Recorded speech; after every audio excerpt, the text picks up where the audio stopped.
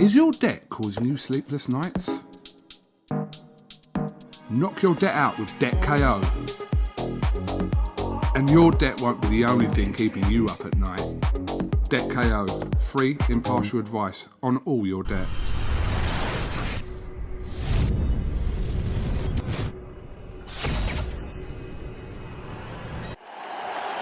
This is something that comes along every now and then in generation, and it's special.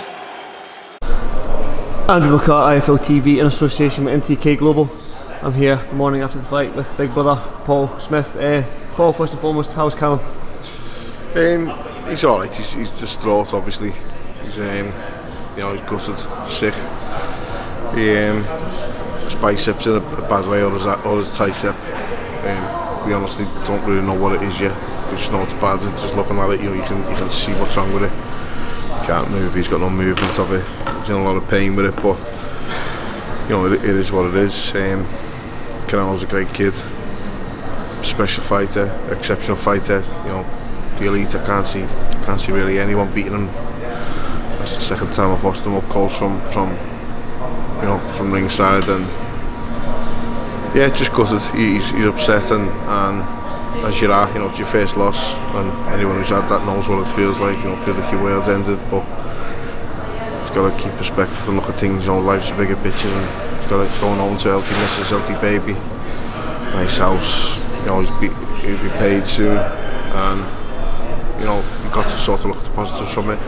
There was no shame in it. He showed a lot of bravery. It's tough. The things what Canelo makes you not do, and the things Canelo nullifies from yourself will make you doubt yourself and on how good you are. He makes everyone dance to his beat or fight his game, and that's why he's where he is. Talking about the injury then, I noticed it in the 10th round, I think, but when did that injury happen? Do you know what round? I think around the 5th or 6th. And it's an important turning point in the fight, to go into the second half of a fight, and it affects things, but it's not the reason he lost. He lost the fight fair and square to the better man. The better man won, and he was quality. Canelo. Callum made a hint. Well, he didn't make a hint. He basically said he's done it 168 and he's moved up to 175. Obviously he's got to go home, enjoy Christmas, heal that injury, whatever that injury is in his bicep or tricep first. But do you see his future up at 175 now, Callum? It's up to him. It's entirely up to him. I think he's got some changes to make, and it's up to him what he decides to do with his career, his life.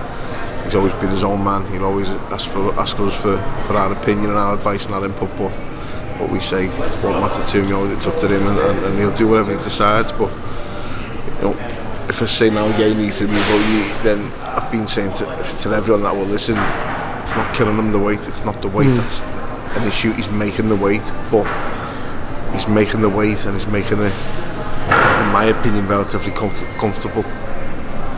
But it takes a lot for him to do that and to hit that, and he's extremely dedicated and disciplined, and always has been, and it's probably getting tougher. Who knows? I don't know if that's the reason why he didn't feel 100% in some rounds. It could just be because Canelo's nullifying you. Me and Liam and Stephen were sitting down telling him this last night. Listen, Canelo is the best at nullifying you and stopping you doing what you do best. He doesn't let anyone do what they do best. That he fights, everyone that he fights, no one fights the best game.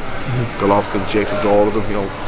Mayweather's a one-off, and he has to learn from this fight if he wants to carry on fighting, if he wants to come back, if he wants to re-campaign at light heavyweight, win world titles at light heavyweight, which I believe he's got the talent to do.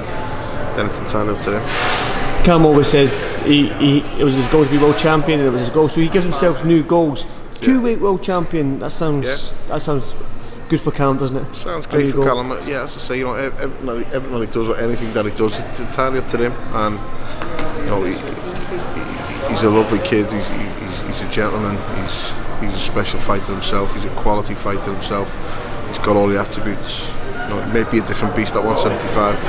He may decide he wants to play golf for the rest of his life, but it's entirely up to him. Sounds good to me. Yeah, it's entirely up to him. He can do that. He was in a financial position to do that before this fight, but he's certainly in that position now. Finally, for you, Paul, you enjoy yourself this week, although it wasn't the end result that you needed, but to end the year in San Antonio in the bubble, what's your thoughts? It was great. It was great to get back to a big fight involving one of us, one of the lads on the family, one of the lads out the gym. You know, it was a new experience being in a bubble. I've had about 3 hours sleep now. You know, mainly down to my own fault, like yourself. You know, we just sat up last night. I had a bit of time in the downstairs bar when we come back from the fight, just sort of, you know, checking all the messages, checking the feedback from the fight. You know, a couple of drinks, bit of food, not too heavy, but just chat a bit with the time. But we've had sort of all week to get used to that, and it's been a good experience in this hotel. They've looked after us.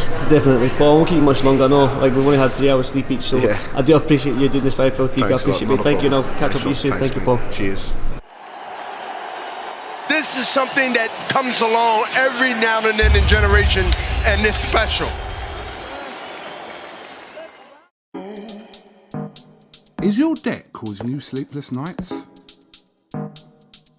Knock your debt out with Debt KO. And your debt won't be the only thing keeping you up at night. Debt KO, free impartial advice on all your debt.